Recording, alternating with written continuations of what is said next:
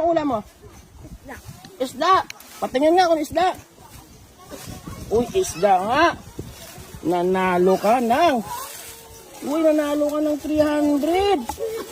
Ano? Grabe, ang galing naman. Isda yung ulam mo. Nanalo ka ng 300. Ang swerte. Ano pangalan mo? Tol. Ha? Tol. Uminom ka na ng tubig. Baka maano ka, madunlan.